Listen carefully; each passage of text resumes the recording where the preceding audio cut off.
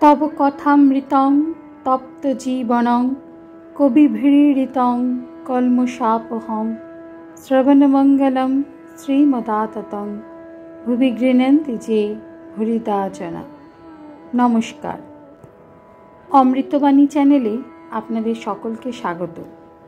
শ্রী শ্রী ঠাকুর, মা ও স্বামীজির রাতুল চরণে শতকোটি প্রণাম জানিয়ে শুরু করছি আমাদের আজকের পাঠ। 1886 এপ্রিল। কামজয় দৃষ্টে ঠাকুর শ্রী রামকৃষ্ণের রোমাঞ্চ। হালদার। অনেক জ্ঞান দেখা গেছে, একটু ভক্তি হলে বাঁচি। সেদিন একটা কথা মনে করে এসেছিলাম, তা আপনি মীমাংসা করে দিলেন। শ্রীরামকৃষ্ণ ব্যগ্র হইয়া, কি? হালদার। আগে এই ছেলেটি এলে বললেন যে জিতেন্দ্রিয়। শ্রীরামকৃষ্ণ। হ্যাঁ গো, ওর অর্থাৎ ছোট নরেনের ভিতর বিষয়বুদ্ধি আদপে ঢোকে নাই। ও বলে কাম কাকে বলে তা জানি না।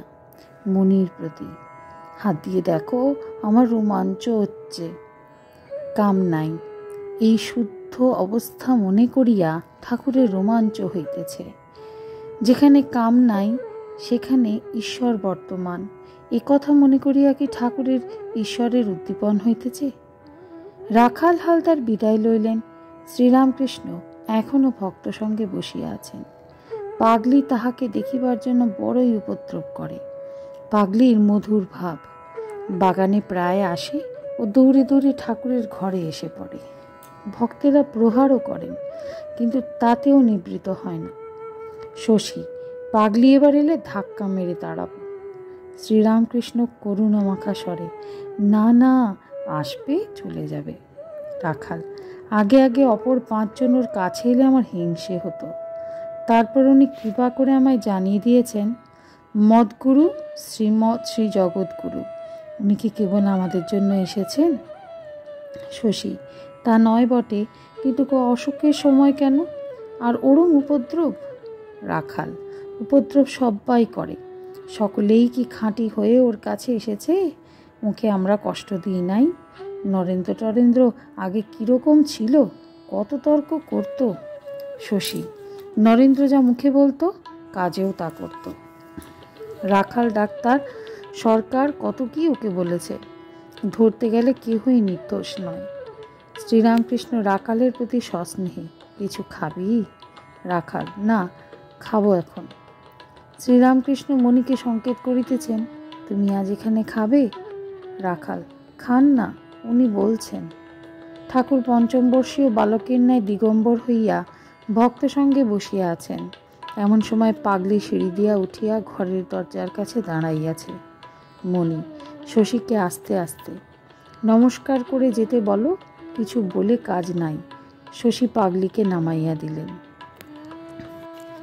আজ নববর্ষ, মেয়ে ভক্তেরা অনেকে আসিয়াছেন। ঠাকুরকে ও শ্রী শ্রী মাকে প্রণাম করিলেন ও তাহাদের আশীর্বাদ লইলেন। শ্রীযুক্ত বলরামের পরিবার, মণিমোহনের পরিবার, বাগবাজারের ব্রাহ্মণী ও অন্যান্য অনেক স্ত্রীলোক ভক্তেরা আসিয়াছেন। কেহ সন্তানাদি লইয়া আসিয়াছেন। তাহারা ঠাকুরকে প্রণাম করিতে উপরের ঘরে আসিলেন। কেহ ঠাকুরের পাদপদ্মে পুষ্প ও আবির দিলেন। ভক্তদের 2টি 9-10 বর্ষের মেয়ে ঠাকুরকে গান শুনাইতেছেন।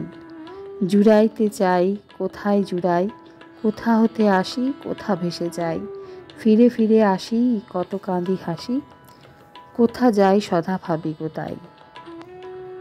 গান। হরি হরি বল রে বিনে। গান। ওই আসছে কিশোরী, ওই দেখো এলো, তোর নয়ন বাঁকা বংশীধারী। গান। দুর্গা নাম জপ সদা রসনা আমার, দুর্গমে শ্রী দুর্গা বিনে কি করে উদ্ধার। শ্রীরামকৃষ্ণ সংকেত করিয়া বলিতেছেন, বেশ মা বলছে, বেশ মা বলছে। ব্রাহ্মণীর ছেলে মানুষের স্বভাব। ঠাকুর হাসিয়া রাখালকে ইঙ্গিত করিতেছেন, ওকে গান গাইতে বলো না। ব্রাহ্মণী গান গাইতেছেন, ভক্তেরা হাসিতেছেন। হরি খেলবো আজ তোমার সনে, একলা পেয়েছি তোমায় নিধুবনে। মেয়েরা উপরের ঘর হইতে নিচে চলিয়া গেলেন। বৈকালবেলা ঠাকুরের কাছে মণি ও 2-1টি ভক্ত বসিয়া আছেন। নরেন্দ্র ঘরে প্রবেশ করিলেন। শ্রীরামকৃষ্ণ ঠিকই বলেন, নরেন্দ্র যেন খাপখোলা তরোয়াল লইয়া বেড়াইতেছেন। সন্ন্যাসীর কঠিন নিয়ম নরেন্দ্র আসিয়া ঠাকুরের কাছে বসিলেন। ঠাকুরকে শুনাইয়া নরেন্দ্র মেয়েদের সম্বন্ধে যৎপরনাস্তি বিরক্তিভাব প্রকাশ করিতেছেন। মেয়েদের সঙ্গ ঈশ্বর লাভের ভয়ানক বিঘ্ন বলিতেছেন। শ্রীরামকৃষ্ণ কোনো কথা কহিতেছেন না, সকলে শুনিতেছেন। নরেন্দ্র আবার বলিতেছেন, আমি শান্তি চাই, আমি ঈশ্বর পর্যন্ত চাই না। শ্রীরামকৃষ্ণ নরেন্দ্রকে এক দৃষ্টে দেখিতেছেন, মুখে কোনো কথা নাই। নরেন্দ্র মাঝে মাঝে সুর করিয়া বলিতেছেন, সত্যং জ্ঞান মনন্তম। রাত্রি 8টা, ঠাকুর শয্যাতে বসিয়া আছেন, দুই একটি ভক্ত ও সম্মুখে বসিয়া। সুরেন্দ্র অফিসের কার্য সারিয়া ঠাকুরকে দেখিতে আসিয়াছেন, হস্তে 4টি কমলালেবু ও 2 ছড়া ফুলের মালা। সুরেন্দ্র ভক্তদের দিকে এক একবার ও ঠাকুরের দিকে এক একবার তাকাইতেছেন, আর হৃদয়ের কথা সমস্ত বলিতেছেন। সুরেন্দ্র মণি প্রভৃতির দিকে তাকাইয়া, অফিসের কাজ সব সেরে এলাম, ভাবলাম 2 নৌকায় পা দিয়ে কি হবে, কাজ ছেড়ে আসাই ভালো। আজ পয়লা বৈশাখ, আবার মঙ্গলবার, কালীঘাটে যাওয়া হলো না। ভাবলাম যিনি কালী ঠিক চিনেছেন তাকে দর্শন করলেই হবে। ঠাকুর শ্রীরামকৃষ্ণ ঈষৎ হাস্য করিতেছেন। সুরেন্দ্র, গুরু দর্শনে সাধু দর্শনে শুনেছি ফুল ফল নিয়ে আসতে হয়, তাই এগুলি আনলাম। আপনার জন্য টাকা খরচ, তা ভগবান মন দেখেন। কেউ একটি পয়সা দিতে কাতর, আবার কেউ বা 1000 টাকা খরচ করতে কিছুই বোধ করেন না। ভগবান মনের ভক্তি দেখেন, তবে গ্রহণ করেন। ঠাকুর মাথা নাড়িয়া সংকেত করিয়া বলিতেছেন, তুমি ঠিক বলছ। সুরেন্দ্র আবার বলিতেছেন, কাল আসতে পারি নাই, সংক্রান্তি, আপনার ছবিকে ফুল দিয়ে সাজালুম। শ্রীরামকৃষ্ণ মণিকে সংকেত করিয়া বলিতেছেন, আহা কি ভক্তি। সুরেন্দ্র, আসছিলাম, 2 গাছা মালা আনলাম, 4 আনা দাম। ভক্তেরা প্রায় সকলেই চলিয়া গেলেন। ঠাকুর মণিকে পায়ে হাত বুলাইয়া দিতে বলিতেছেন ও হাওয়া করিতে বলিতেছেন। আজকের পাঠ এ পর্যন্তই। নমস্কার।